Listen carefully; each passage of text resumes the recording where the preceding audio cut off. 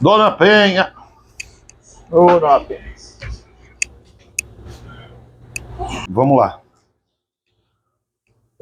Olá, começando aqui mais um Conversa com o Autor, hoje direto da Ria Livraria, da livraria pela qual temos um maior carinho, nosso querido Marquinhos, e eu recebo aqui, tenho o prazer e a honra de receber aqui Marcelo Ariel, Idem.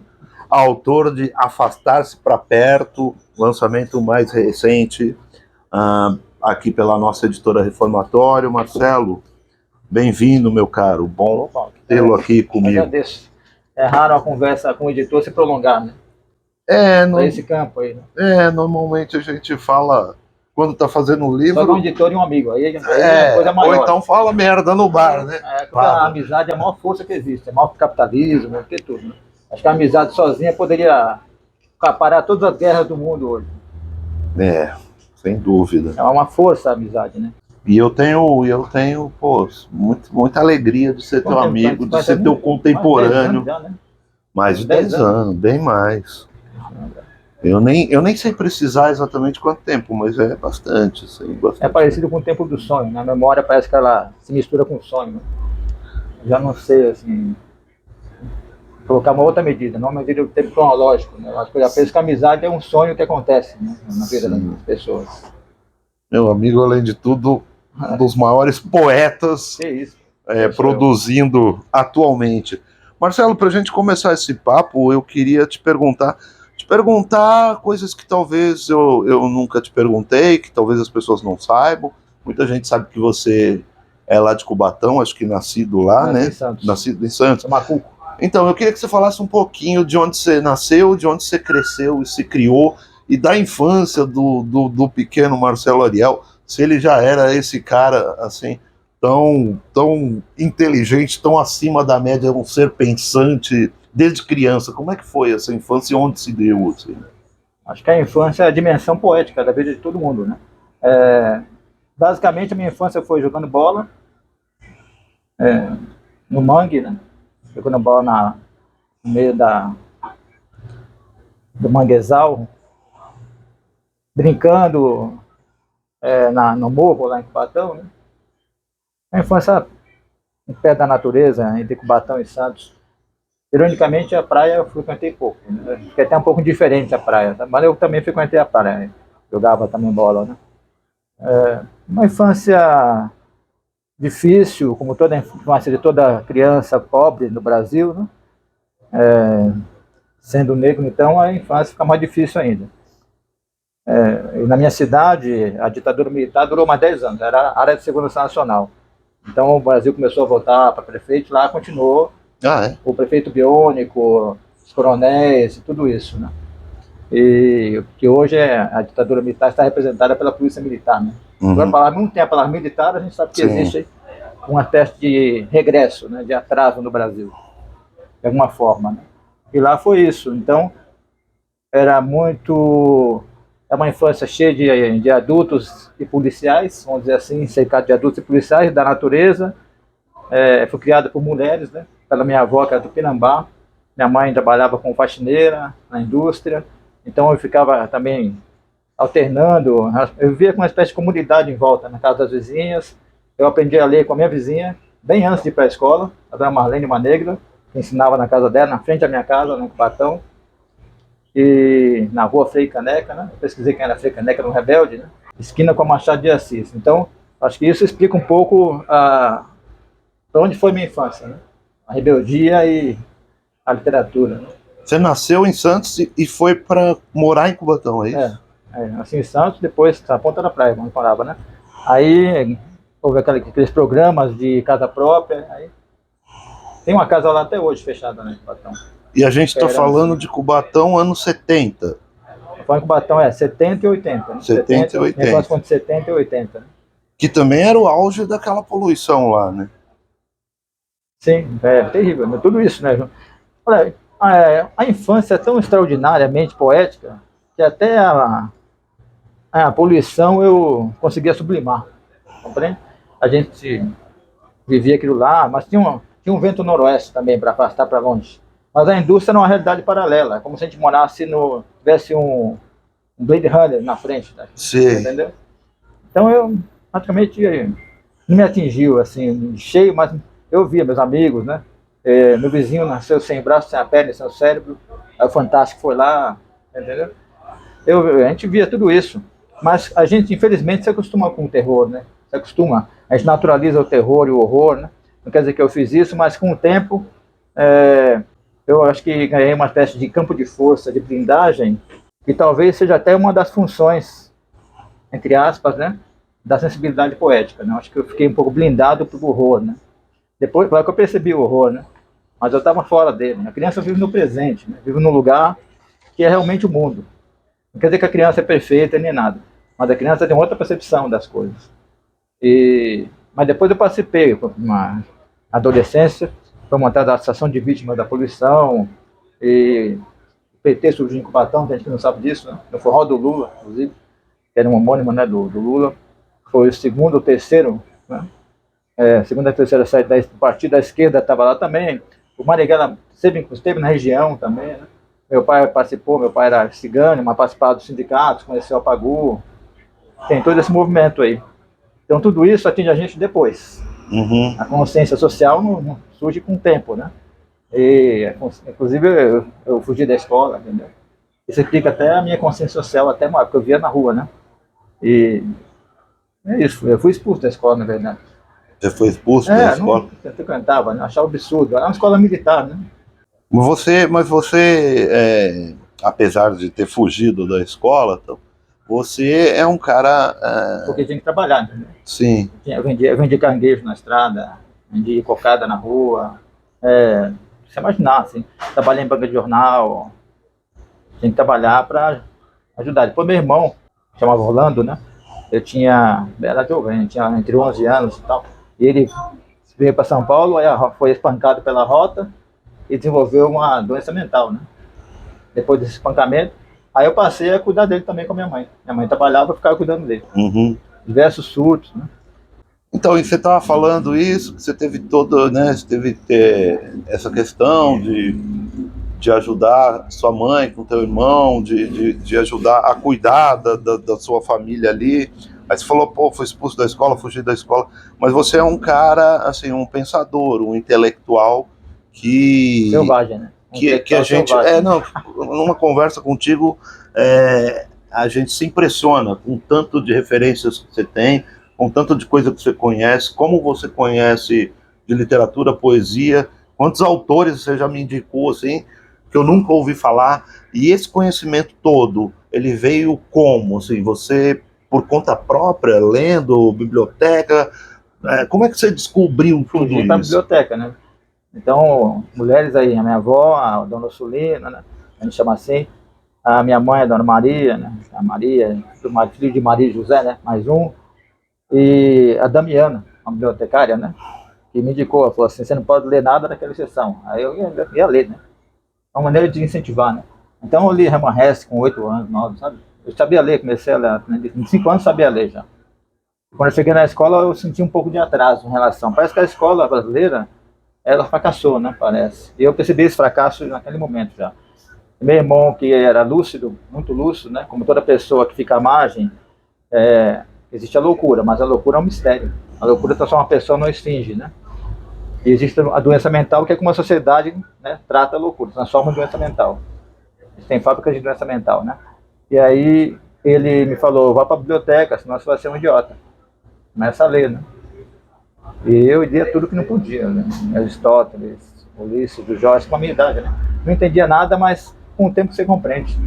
Você vai absorvendo até involuntário, assim. Eu acho que a compreensão de um livro vem com o tempo. Qualquer livro. Tem a primeira abordagem, depois aquilo entra cada livro é um portal, vamos dizer assim, né? Que vai alterando um pouco as sinapses, né? E os modos de pensar e ser, né? Mas é preciso ter a releitura. O livro faz o que a memória não consegue fazer. A leitura é o único modo de realmente transformar a memória em conhecimento, né? Do mundo, o conhecimento das coisas. Abre para a alteridade, né? Eu percebia que eu estava sendo outra pessoa, outro ser, né? Então, quando eu li o Esopo, eu transportava até o animal, né? Vamos dizer assim, essa consciência, né? ética que o Zopo criava, né? Aí, o primeiro livro que eu li, na verdade, foi O Lobo da Steppe, e eu li junto com a Ilha Perdida. Ilha Perdida da coleção Vagalume. E eu era assim, eu lia e me interessava. O que é Steppe? Estou precisando de dicionário. Steppe era Éden. Então era o lobo do Éden, né? Então juntava o Éden, tinha uma ilha realmente em cima do... Tinha um rio Cubatão e tinha uma ilha lá mesmo que a gente iria. Então eu meio que abri um portal para a realidade, para perceber a realidade como uma coisa poética, uma coisa transcendental, sobrenatural, né? E desde o início você já fazia essa associação, assim, poética, mesmo quando estava nessas leituras de um romance, porque para mim você, assim, na tua literatura, imagino que na tua cabeça, assim, tem essa associação, né, de transpor tudo por uma visão poética para a poesia. Isso sempre aconteceu? Assim, como é que funciona? Não, eu lia gibi no começo, né? Também, paralelo a essas leituras que eu não entendia muita coisa, não tinha compreensão imediata. Mas a compreensão imediata é um mito, né? A compreensão é lenta, de tudo. Mas eu lia gibi, né? Tal. Tinha muito, e meu avô tinha uma biblioteca também. Eu estava cercado de livros, né? Eu acho que falta isso na cidade, né? Cercar a cidade, onde em toda parte é livro, espalhar livros por aí. Isso era uma maneira de abrir uma camada, né? Para a consciência começar a acontecer, uma pessoa ou outra que se interessasse pelos livros, né?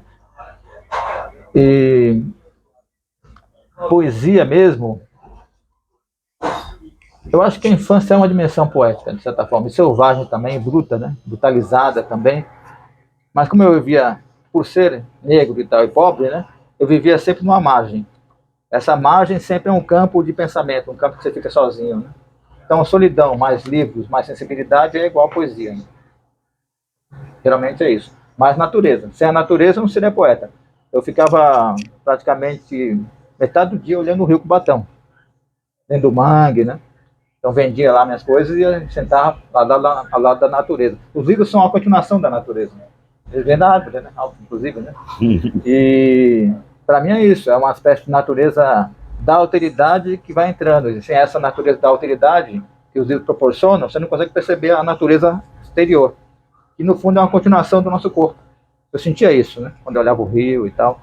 E eu subia num morrinho que tinha perto de casa, que era propriedade de uma indústria, mas eu atravessava lá, entrava lá, né? Entendeu? Para criança não tem fronteira. A criança é como indígena também, né? Tá nem aí, assim, nesse sentido. É um mundo mais próximo do mundo. Mundo mesmo, né? Aí eu falei, para que essa cerca aqui? Então eu entrava lá e eu encontrei lobo-guarás.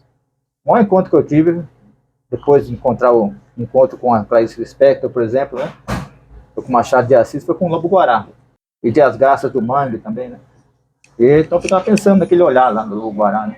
E eu ia para a escola, no começo eu ia só no dia da prova, entendeu? Aí fazia a prova, tirava uma nota boa e ia embora. E não entendia aquilo lá, né? Por que não há diálogo? Por que não é um círculo, em suma, né? Por que tudo é militarizado, né? Sim. Porque esse muro, às vezes eu pulava o muro por prazer só. O portão estava aberto e eu pulava o muro, entendeu? Porque tem uma questão da rebeldia ser uma sede de mudança, de uma reforma, de um outro mundo, né? Que na verdade é esse mundo aqui, né? Quer dizer, é a natureza, né? É o mundo que a gente percebe onde há mais diálogo silencioso, onde há inclusão realmente. A natureza não exclui ninguém. Tanto no sentido terrível de uma tempestade, uma enchente, e tem muitas enchentes, né? Na minha casa, né? Eu via cobras, né? Tal, nadando, achava uma maravilha. Pra gente é uma alegria a enchente, né? Uhum. Esse terror que o adulto tem quando vê a natureza, quando ela invade, a criança não tem, não. A criança fica maravilhada com a natureza. Eu ficava, né? Pelo menos. Sim. Maravilhado com a natureza. Nasceu aí a poesia, então. De eu ver uma cobra nadando na enchente e achar lindo. Sim. Não sair correndo nem nada, queria até pegar nela. O teu primeiro livro veio... em que ano foi publicado? Quantos anos você tinha? Você lembra? Eu tive paciência, né? Coisa que os autores raramente não têm, né? Não tem. Eu só publiquei mesmo com 40 anos. Né? Então eu queria ler muito. Eu queria ler tudo que possível ler. Então eu fui na biblioteca da USP, li o que eu podia. Eu ia só na USP só para ler, né? E vender livro também, teve detalhe, né? Eu pedi as contas de uma indústria e comecei a vender livro na rua. Qual que é o título do primeiro livro teu? Primeiro foi pela Dulcinea Catadora, né? Se chama Me Enterrem com a Minha AR-15. Mas antes disso eu publicava em revistas.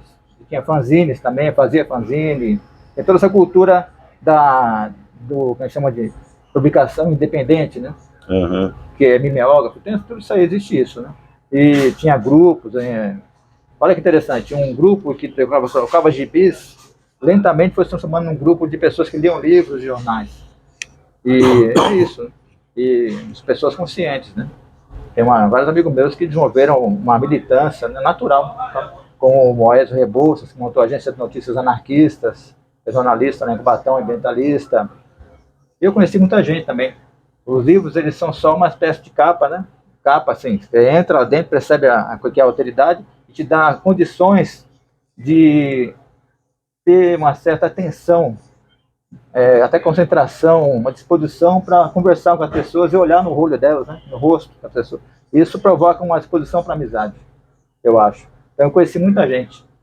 Os livros proporcionam isso, né? A comunidade dos livros é uma comunidade, de certo modo, pacífica, né? E que engendra uma intensificação da amizade, eu acho. Então, eu tinha esses grupos de leitores. E eu ficava lendo, às vezes, numa biqueira, por exemplo, ficava lendo Shakespeare, traficando, tá entendendo? Tá, né? Lendo em voz alta. Sim. Então, eu ficava lendo. Acho que isso é comum, né? Tem que sair de você, o que você sabe. Pra você ficar vazio para poder perceber o outro, perceber as coisas, né? Pra você se abrir e saber realmente. Então, quando eu li um livro, eu queria logo comunicar com alguém, entendeu? Alguma coisa. Queria que aquilo saísse de mim para ver qual entendeu? Para transformar em alguma coisa, Sim. em algum afeto. Se afetou, então você vai girar. Vai girar os afetos. Quem está ao seu lado também. E as grandes amizades que eu tive na vida foram isso. A gente botou um grupo de teatral em Cubatão, um grupo teatral que era feito de pessoas que liam, né? Também.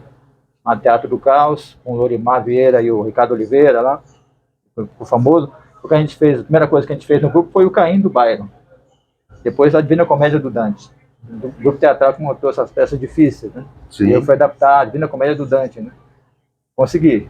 Tem só a minha e mais duas no mundo lá, pra ter ideia. Foi isso, né? A amizade com os livros, ela se prolonga na amizade com as coisas, né? Com os seres, com os lugares, né? Depois do livro que saiu pela Dulcinea, qual que foi o outro? Aí, conheci muitos escritores também, aí trocar correspondência com alguns escritores, né? Com a Dora Ferreira da Silva e tal, fui atrás, né? Você tem que se movimentar para conhecer o outro. E aí comecei a escrever. Minha mãe era faxineira num escritório de um médico, né? E tinha uma máquina de escrever lá. Aí eu comecei a batucar na máquina de escrever alguns poemas, né? Alguns esboços. Aí esses poemas foram acumulados em pastas, né? Aí essas pastas eu passei, uma delas gerou esse Minteia com mas isso aí eu falando de intervalos de 20 anos. Entre você fazer o esboço e encontrar alguém que vai ler, né? Aí eu fiquei sabendo de um lançamento da revista Babel, editado pelo Ademir Demarque. Passou 20 anos depois desse momento que eu estava na máquina de escrever. Ademir lá de Santos. Isso. E o lançamento aconteceu, eu levei lá essa pastinha que eu tinha acumulado, né, poemas datilografados. Ele achou interessante, publicou na Babel. E isso chamou a atenção do Heitor Ferraz e do Manuel da Costa Pinto, que publicaram na CULT. Sim. Tem a CULT também, tem a revista Babel. Foi onde saíram, antes de sair em livro, preciso falar isso. Aí depois disso aí, esses poemas que saíram na CULT, que saíram na Babel, eu ampliei, né? Comecei a trabalhar neles, eles foram se multiplicando, né? Como acontece quando você trabalha um poema puxa o outro, praticamente. E aí eu fiz um livro chamado Tratado dos Anjos Afogados, que fala basicamente de Cubatão, né? E esse livro foi publicado pela Letra Selvagem, que é uma editora que eu ajudei a criar com o Nicodemo Sena. Nicodemo Sena, grande figura. Nicodemo Sena, quando em 2008, né? Então eu escrevi nos anos 80 para publicar em 2008. Olha a paciência, né? E você revisitava esses poemas ao longo desse tempo? Sempre? Um ia puxando o outro? Sempre que eu pudesse Pinatar, ele falou que era lixo emocional. Isso aí não vale nada. Aí eu falei, tá, vou trabalhar então. Aí fiquei trabalhando. Mas falou assim, não desista. Ele falou, né? Não desista. Recicla esse lixo. Não, transforma o lixo emocional em pensamento, em ouro mental. Ele falou pra mim essa expressão, né? Aí eu fui trabalhando. Ele falou que eu tinha que ler mais, indicou livros, né? Valia Zapaldi e tal, essas coisas. Né? Sim. Aí eu fiquei lendo anos e anos. Né? Aí isso gerou uma espécie de campo de pensamento, né? Que a gente chama de filosofia, né? Que é saber, você escreve para saber o que você pensa. Aí depois o que você pensa, existe um conceito lá no que você pensa, qual a relação do que você pensa com o mundo que você vive. E isso gerou uma poesia filosófica, que é o que o Décio queria que eu fizesse no começo. Tá, então o eu sumiu da poesia. E que você publicou 20 anos depois. Ele chegou a ler depois de publicado, o Décio? Ele escreveu um artigo na revista Época, né, dizendo sobre a retomada da poesia brasileira, aí me incluiu lá do Arnaldo Antunes e tal, como referência. Merecidamente. Bom, então... Teve ressonância, né? Sinal de que você realmente se dedicou ali e conseguiu mesmo transformar um toque que ele te deu, que muitas vezes você fala alguma coisa para um autor iniciante, hoje sempre apressado, né? E você fala algo parecido, a pessoa fala, pô, o cara não... Nós somos vítimas hoje, além da nossa vida está numa grande crise violenta, né, de tristeza e melancolia e ansiedade, mas muitos autores são vítimas da ansiedade, né? E a ansiedade meio narcísica, né, de querer publicar logo e tal. Sim.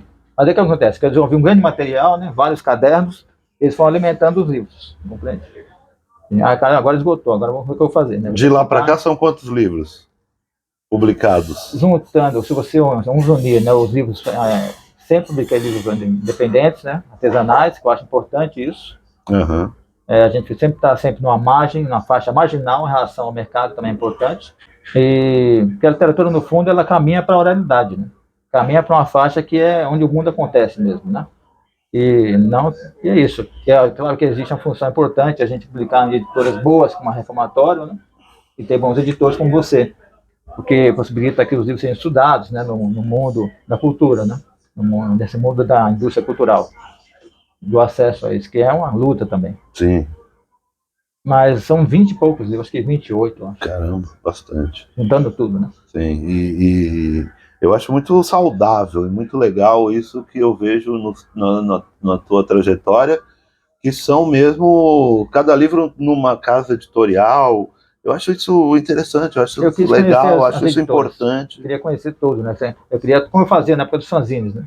Eu queria fazer um périplo, entendeu? Eu queria fazer uma jornada que fosse dessa dimensão fora para a dimensão dentro. Né? Fosse uma coisa assim, conhecer mesmo. Hoje não tem diferença, todo mundo está dentro. Todo mundo está dentro. Todo mundo está dentro do capitalista, até aqui, né? Ainda mais com a internet, né? Ela fez isso, né? Ela colocou ali, assim, você fala a margem, hoje é muito difícil você discutir quem é que realmente está à margem, a não ser por tem um mercado da margem hoje, na minha época, né? Mas assim... Tá todo mundo ali dentro, né? Morrendo afogado às vezes, mas tá ali, né? Nós estamos num pântano que tem alguns instantes na caminhada, né? Se você caminhar muito nesse pântano que nós vivemos, tem algumas ilhas lá dentro, algumas terras firmes, né? E justamente onde você encontra os amigos, né? E Marcelo, você que está sempre, eu vejo que você está sempre assim, inteirado com o que está rolando, com os livros que estão saindo, você acompanha, assim, eu vejo você lá falando, lançamento de tal livro, tal. Como é que você vê a produção contemporânea hoje, sobretudo da poesia? Como é que você enxerga a literatura brasileira hoje, assim, a atual? Com esse tanto de produção que a gente nem consegue acompanhar, mas ao mesmo tempo me parece também, como sempre tem que fazer aquele filtro, a gente encontra coisas muito boas, eu acho. Como é que você vê, assim, você é otimista nesse sentido? Como é que você vê a literatura brasileira hoje, e a poesia, sobretudo? Eu acho que houve uma democratização do acesso para algumas classes, né, ao livro, mas não houve uma socialização do livro, né? O livro ainda é um artigo caro, né, difícil, e precisa haver uma política de socialização, de acesso ao livro, que nem todos têm, e acesso à leitura. Então não houve um grande fomento da leitura, a leitura foi até combatida por todos os governos, né? A leitura é difícil até entre os autores, então acho que a literatura contemporânea, ela escreve muito, mas lê pouco, na minha visão, né? Lê-se pouco, né? Os autores leem pouco. Uhum. E o pensamento está cada vez mais né? Entrando num mundo assim, particular, segregado, né? O pensamento sobre os livros, né? O pensamento que a leitura engendra, né? Eu acho que falta generosidade, falta convergência entre os autores, né? É difícil, não tem um sindicato sério, né? Que atue realmente, até existe sindicato, mas ele não tem adesão e é controlado, né? Tudo é muito controlado, a arte nunca esteve tão controlada, eu acho. O lugar que a literatura contemporânea pode realmente refundar é o lugar da leitura em grupo, né? Da leitura e do pensamento, né? E esse lugar também, eu acho que existe é como se houvessem vários metrôs de autores, e 3 bicicletas de leitores, sabe? É muito pouco leitor, eu acho. Mas tem um leitor, tem vários leitores, né? Existe, imagina, se lê bastante, mas não se lê de modo fraternal, não se lê de modo lúcido, né? Parece que a leitura virou uma espécie de campo de fuga, assim, uma espécie de, como falava o francês, né? Linha de fuga, né? E, então as bibliotecas estão abandonadas. É estranho, né? A pessoa lê tanto e a biblioteca está abandonada, né? Por exemplo. Então as bibliotecas estão abandonadas, a biblioteca não é depósito de livro, né? As bibliotecas são frequentadas, acho que os autores precisam ir nas bibliotecas, mas eu acho que tem muitas... O que está acontecendo hoje, para mim, é maior do que tudo que aconteceu antes. Então, o cenário de hoje, por outro lado, nós temos hoje algo maior do que a Tropicália, maior do que a Bossa Nova no campo da música, mil vezes maior do que o que foi sonhado pela Semana de 22 no campo da cultura dos livros, mas eu acho que a gente não consegue dar conta realmente. É como se fosse uma vertigem de produção que não se traduz numa consciência lúcida das leituras, eu acho. Será que muitos prêmios também. É o capitalismo que tomou conta mesmo. Sabe? E será que pelo fato da gente estar inserido nisso, a gente também não consegue dar conta, perceber isso aí? Eu acho que desses autores que nós temos hoje, muitos poucos vão permanecer escrevendo. Acho que até alguns vão abandonar a literatura. Porque virou um acessório do ego, né? Parece. Tem uma coisa, você falando isso, me veio assim, a memória, a cabeça, uma coisa de que assim... tudo que você falou aqui, de que falta um pouco desse olhar da amizade, inclusive literária, em todos os sentidos, é porque me deu a impressão, agora eu fiquei pensando que assim, a maioria das pessoas não estão lendo para aprender, elas leem com o olhar de já querer ensinar. Tem isso. Vamos dar um exemplo, a Clarice Lispector surgiu de modo até surpreendente na literatura brasileira, a Maria Carolina de Jesus surgiu de modo surpreendente. Mas o que a Carolina de Jesus, a Maria Carolina de Jesus começou, entendeu? De certo modo foi continuado, né? Tá, mas de maneira muito fraca, eu acho. Porque há um movimento dentro da Carolina de Jesus que não teve continuidade. Há um movimento dentro da Clarice Lispector que não teve continuidade. E há um movimento dentro do Osman Lins que não teve continuidade. Há um movimento dentro do Machado de Assis. Cada autor, ele cria, para pensar não no sentido acadêmico, ele cria um movimento, né? Então é como se fosse um movimento mesmo. Aí a crítica chama de machadiano porque associa a personalidade. Mas falando da obra, do conteúdo. Então a crítica da classe média e da classe rica, né, do poder que está embutida no Machado de Assis, que é uma ironia que desconstrói um pouco a importância dessa classe, isso não foi continuado. Porque parece que houve, a partir dos anos 80, uma espécie de movimento exagerado de tentar explicar a realidade assim visível, né? A realidade construída pelos meios, pela sociedade de consumo, que é o fascismo para mim, ao invés de tentar desconstruir a sociedade de consumo. Isso começou no Machado de Assis, passou pelos Malins. O Malins, inclusive, da fora ele é comparado a James Joyce. O Cortázar dizia que ele escreveu o Valovara, faz 100 anos o Malins agora, né? Uhum. O Valovara é um livro que ele queria ter escrito. Então, acho que o Brasil não consegue se aprofundar naquilo que é iniciado com o pensamento que está dentro dos livros. Não, aí surge um culto do autor, que é capitalístico, também narcísico, que serve ao capitalismo, que é a sociedade de consumo, que é continuado pelos festivais de literatura, compreende? Pelos prêmios. Que é incentivar, e que é potencializado pelos prêmios. Isso tudo, para mim, é antiliterário, eu acho. Não, é importante. Inclusive pelos veículos atuais, revistas literárias. As câmaras municipais publicam livros, né? Por que não há prêmio? Prêmio, assim, no sentido de não há um fomento à produção, à criação de livros. Né? Edital da Prefeitura, por exemplo, de São Paulo, que durou 2 anos e acabou. É uma coisa assim, então tem que ter toda semana edital para mim, entendeu? Tem que atingir todas as pessoas, em todas as classes, né? Até que as diferenças comecem a conversar entre si. Que é muito difícil. Um São Paulo, um bairro, não conhece o outro. Então, por que não haver um movimento, né, nos bairros de ciclos de leitura, os autores circularem realmente? Editais, inclusive, que poderiam ser feitos de maneira mais funcional, para que o livro circule, né? Olha, a gente lança um edital, a prefeitura lança um edital, vai fazer 5 mil exemplares e vai distribuir para as pessoas lerem, né? Na vizinha ali e tal. Às vezes vão conversar entre si sobre um autor que escreveu, que mora ali naquele bairro. Isso não acontece. E a gente está um pouco preso, embora seja importantíssima a sociologia, um recorte sociológico em que os autores que vêm de bairros afastados da periferia, vamos dizer assim, porque eu não acredito que a periferia tudo é centro, né, dos centros afastados, na verdade, existe um fetiche da cidade de consumo em que esses autores têm que explicar para os ricos e para a classe média o que é a miséria. Sim. Eu não quero fazer isso, imagina, ficar explicando para eles o que é a miséria, como vive um indígena, etc. A diferença tem que ser colocada dentro do campo do pensamento, né, do campo dialógico, né? Então, não adianta o rico conhecer a miséria, saber como ela funciona através dos livros dos autores, se ele fomenta a miséria, compreende, de alguma forma. Sim. Ele é miserável também, né? Uma pessoa que não conhece o outro, não conhece a diferença. Né?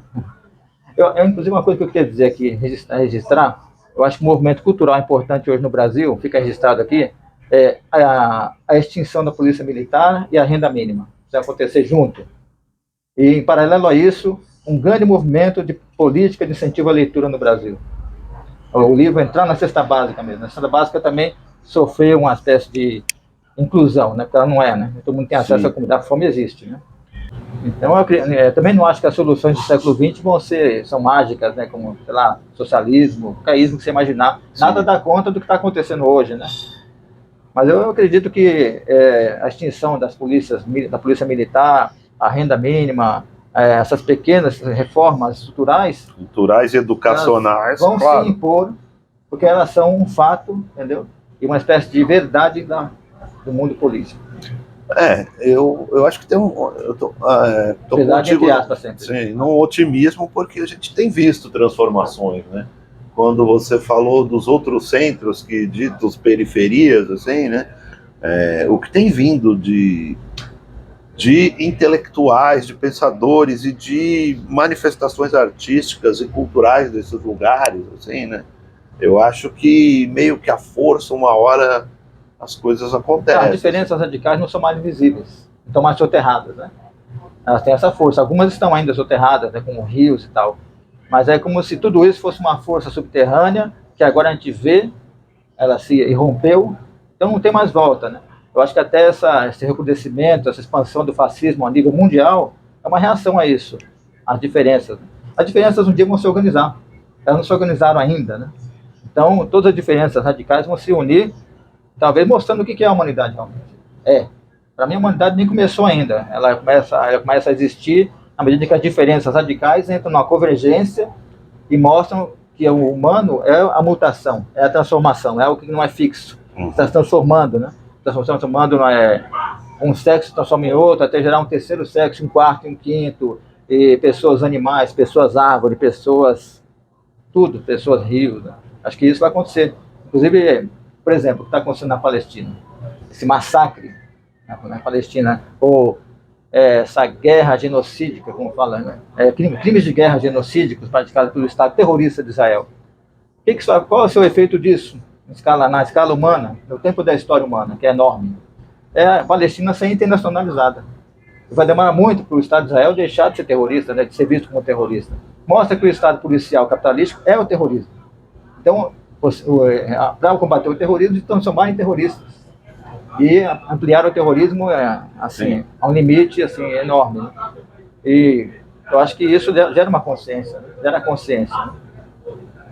A consciência de que tem que haver uma solução que não é o genocídio, né? Que não é a extinção da humanidade. Meu caro, voltando aqui um pouquinho para os nossos livros, sem ter se afastado deles, eu já ouvi muito assim, o Marcelo Ariel é difícil, eu não compreendo o que o Marcelo Ariel escreve. Nossa, eu acho foda, mas assim, eu não consigo acompanhar o raciocínio dele. Para quem diz que ler Marcelo Ariel é difícil, o que você tem a dizer? Jamais que escrever uma literatura fácil, né? Eu acho que é fácil. O difícil para mim é estimulante. Quanto mais difícil, né? Eu acho que não tem senha para entender o que eu escrevo. A pessoa precisa insistir, né? Insistir naquilo que ela não compreende, né? Isso é uma espécie de atributo da diferença, da alteridade. Você não compreende de cara, né? A primeira vez que eu vi um albino, eu não compreendi. Eu fiquei com... O que é? É um negro, mas entendeu? Então, a vez que eu vi o Lobo-Guará, também não compreendi. Então, eu estou caminhando cada vez mais na minha literatura para uma literatura naturante, que vai ficar... Ela tem essa dimensão. E eu quero fundir a poesia com a filosofia. São coisas inconciliáveis, né? Então, essa fusão gera um tipo de escrita que não é para todo mundo. Né? Mas a filosofia está na tua obra o tempo todo, né? Pensar não é para todos, né? Pensar é perigoso, pensar é para poucos. Mas esses poucos podem se tornar todos, desde que o difícil seja encarado como um estimulante. A gente acha que a Coca-Cola é fácil, a Coca-Cola é fácil. Abrir uma conta no banco é fácil. Ler um livro de poesia não é fácil. Exige uma transformação. A poesia tem um tempo próprio dela, né? A filosofia tem um tempo próprio também. Eu acho que um livro ele tem que ser enfrentado com insistência. E quando você não escreve para entretenimento, você escreve para despertar. Não quer dizer que o entretenimento não tenha função. Sim, tem claro. também, porque é insuportável, né? 12 meses dessa ditadura jurídico-fiscal, de contas toda hora, tudo isso aí é um massacre, praticamente. Um ônibus lotado é um massacre. Uma fila de banco é um massacre também. Se divertir também. Você tem uma linha de fuga. Mas a linha de fuga tem que contar também uma clareza para o pensamento. E como é que a gente faz para dar voz ao poeta que vive em nós? De certo modo, eu acho que qualquer criança de 7 anos está próxima da poesia, né? E por que a gente perde isso depois? O poeta que vive em nós ele é alimentado pelas poesias que você lê, porque a Bíblia é um livro de poesia. O I Ching é um livro de poesia, o Wi, né, chinês. Os Vedas são livros de poesia. Toda a civilização, a famosa civilização, ela tem uma base poética que depois é destruída, é corrompida. Então, volta para as origens da humanidade, né, as origens afro da humanidade, lá no começo, quando toda a humanidade foi para a África, né, e trocava histórias orais entre si. E eu acho que a questão é isso, né? Ler poesia como pensando dentro do pensamento. O que esse poema está me dizendo? Qual o pensamento dentro desse poema? O que o Drummond pensa? Qual é a proposta do Drummond de pensamento? Qual a proposta da Carolina Maria de Jesus quando ela disse a fome é amarela? Por que esse amarelo? É o amarelo do ouro? É o amarelo do sol? Que amarelo é esse? E é um conceito filosófico profundo, ninguém compreendeu profundamente. Acho que a maioria das pessoas que leu não compreendeu o que ela quer dizer. Só o Wittgenstein seria capaz de compreender a Carolina de Jesus, quando ela disse a fome é amarela. É um conceito elevado, complexo. O que interessa para nós, a vida é complexa. Né? A vida não é fácil. Não é fácil para ninguém. E se você não cavar na vida com pensamento, você não vai achar nada. Você vai encontrar nada. Quer dizer, tudo é difícil, tudo é cifrado, tudo é enigmático. Tudo é misterioso também, mas tudo é belo. A vida é difícil e é bela ao mesmo tempo. Né? Como dar voz para o poeta que vive em nós é um texto que está aqui neste livro. E um outro que eu assim me peguei relendo e lendo e tentando trazer isso um pouco para mim também, é esse aqui, né? O eu do poema é um outro. Eu adorei essa ideia, francês, esse pensamento. Francês que virou árabe, né? Que virou praticamente um negro, né? E um árabe, entre aspas, né? O Rimbaud escreveu eu é um outro, né? Uhum. Então não é se tornará um outro, é um outro. Você já é um outro. Você já é uma outra, já é um outro, né? Você já é um animal, já é um ser híbrido, já é. De que, de certo modo, nós somos sempre duas coisas. E se movimentando para ser uma terceira. A gente se fixa numa coisa só e acaba perdendo, entende? Cristalizando, ficando preso em narrativas. Daquela primeira coisa, sem viver a segunda vida ou a terceira vida que acontece junto com a nossa. Quanta gente não esquece todos os sonhos que tem. E os sonhos são uma vida também, né? E a vida, no fundo, a Clarice Lispector falava, é um sonho acordado, né? A gente sonha acordado com qualquer encontro. Eu sonho acordado com você está sonhando acordado comigo. Isso não sou eu, é a minha imagem, né? A sua imagem. Uhum. Nós somos sonhos acordados, de certa forma. E eu acredito nisso profundamente. Mais do que acreditar, eu sei disso. Isso é uma coisa que eu sei. Então a intuição que é no corpo das pessoas, ela não pertence ao eu, a um outro eu, se engendrando na intuição, a um outro eu dentro do sonho, não é você, aquele eu que está sonhando, não é o eu que acorda. Nós temos eus que são aberturas para transformações, para mutações. E sem mudar, você não vive. A vida é mudar, para mim, entendeu? O ser é uma coisa que está sempre em estado de mutação. E o poeta é isso, né? Uma coisa liminar, o poeta. Entende? A poesia é liminar. Por isso que eu digo quanto mais eu, menos poesia, porque o poeta não é o eu, não é o fulano de tal que está escrevendo. É uma espécie de movimento liminar. Liminar quer dizer entre uma coisa e outra. Movimento entre uma coisa e outra. Aí entre uma coisa e outra, o poeta consegue ser aquilo que ele está vendo, compreende? o que ele está escrevendo sobre. Uhum. Sei lá, como o Francis Ponge, na França, se tornou uma mesa, ele se transformou numa mesa. Como, sei lá, o Paul Celan se transformou, dentro do campo de concentração, o cara se transformou no céu azul. Ele escreveu sobre isso. E é possível a poesia existir dentro do horror, porque ela é uma inspiração dentro do horror. É um modo de acessar a beleza das coisas e também é um modo de transformá-las também. A poesia tem uma força, né? Sim. Com força política. Por que a política é tão ruim? Porque ela não é poética. Porque ela não se move para fora dela. Não se transforma em outras diferenças, né? É sempre o mesmo tipo de pessoa, dentro do mesmo script, fazendo a mesma coisa. Trabalhar para os ricos, trabalhar para manter o poder, compreende? Uhum. E tudo que a gente quer é renunciar ao poder. Ali não tem... O poeta renuncia ao poder, de certo modo, né? Um bom poeta, uma boa poeta, né? Renuncia a muitas bom coisas. Poeta, né? Você vê que interessante. Renuncia a muitas coisas. Sim. Mas você renuncia a algo que você conhece, né? De alguma forma dentro de você, né? Na política, infelizmente, não tem esse eu, o outro e o refletido entre eles. É tudo eu, né? E o mundo fica muito pequeno, assim, por isso que ele... Mas não reflete o mundo também, né? Cada vez mais a política é a periferia do mundo. Né? A política partidária, quer dizer. Sim. É um pouco da periferia, ela é periférica, né? E as comunidades lá, a vida da rua, do bairro, que é o centro da política. Então tem que ver esse deslocamento um pouco também. E nessa vida do bairro, da rua, o livro tem que fazer parte disso. Somente o livro é difícil de ler. Ou alguém pensa que a Bíblia é fácil. Não é. Eu demorei 5 anos para ler a Bíblia. Não é fácil. A Bíblia é mais difícil do que o Ulisses do Joyce, do que o livro de matemática. E está na mão de muita gente facilmente hoje, em qualquer lugar, né? Acho que a compreensão... Como é que a religião conseguiu se impor? Ela é poesia, basicamente. A neopentecostal, sobretudo, se impor assim de uns tempos para cá. Você tem alguma ideia sobre isso? Por que a gente não consegue fazer igual com a literatura? Bom, se você unir todos os leitores do mundo, você está maior do que qualquer religião, né? Será, só leitores... Marcelo, você é otimista. Eu acho que sim, é que isso não é organizado politicamente, compreende? Sim. Se você organizar politicamente os leitores, quantas pessoas estão lendo Clarice Lispector agora? Sei lá, 5 mil. Agora a questão é que os leitores não são organizados, né? O leitor renuncia ao poder, de certa forma. Você é um cara otimista, né?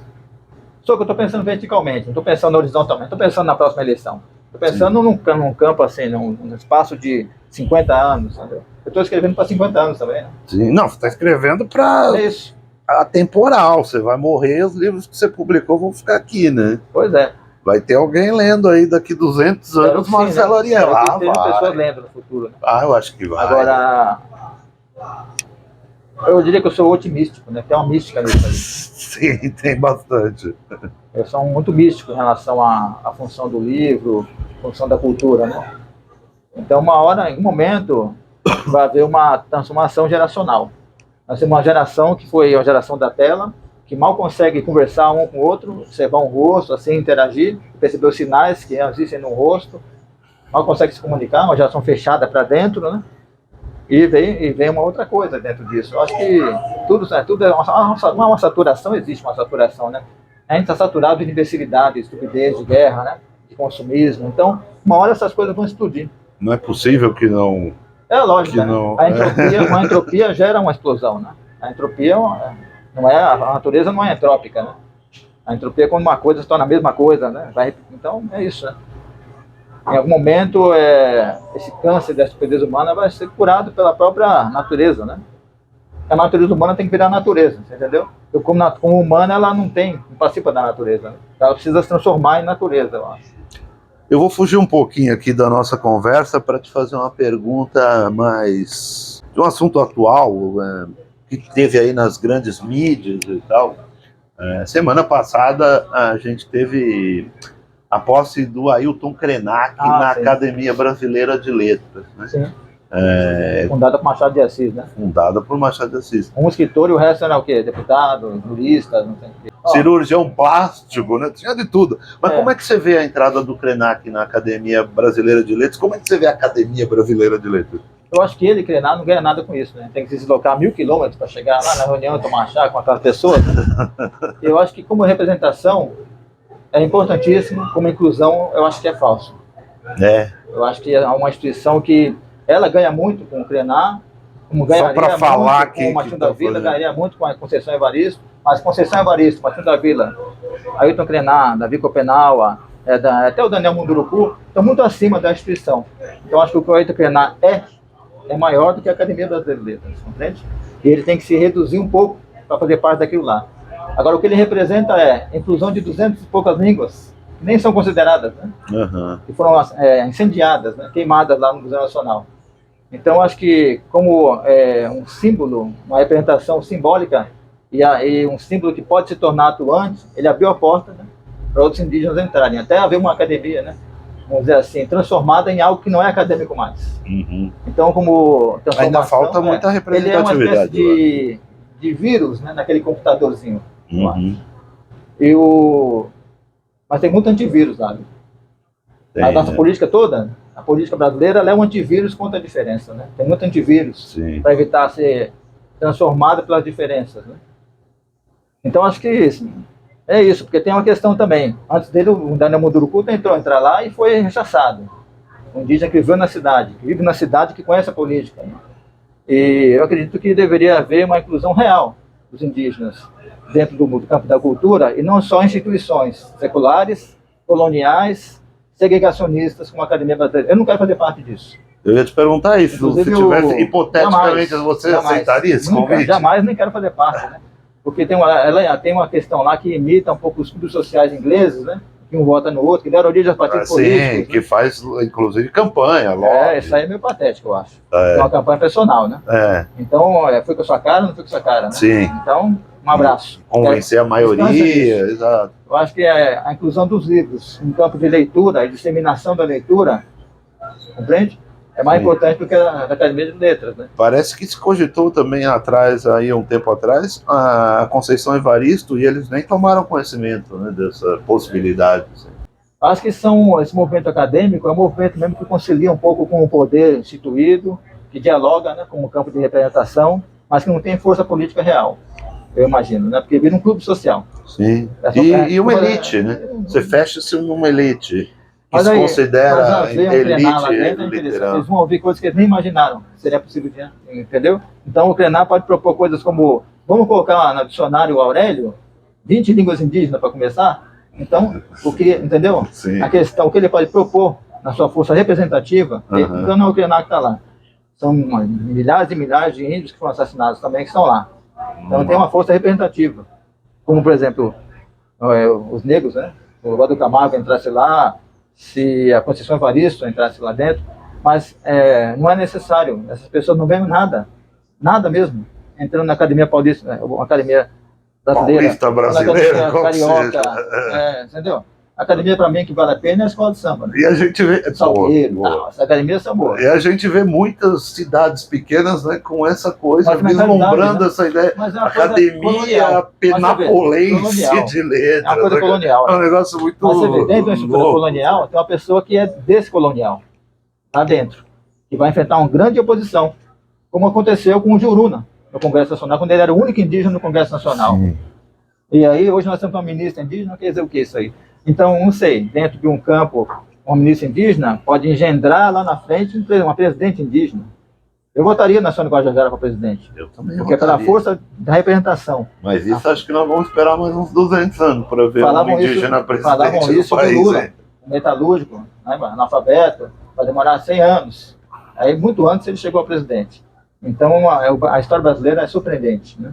O Brasil é nosso abismo. Sim. E também é a nossa esfinge. O brasileiro também tem uma capacidade de mudar mas eu acho que o norte da sua caminhada muito fácil. Eu preferia que a Academia Brasileira de Letras fosse todinha ela, entendeu? Pro meio da mata e virassem indígenas, todo mundo.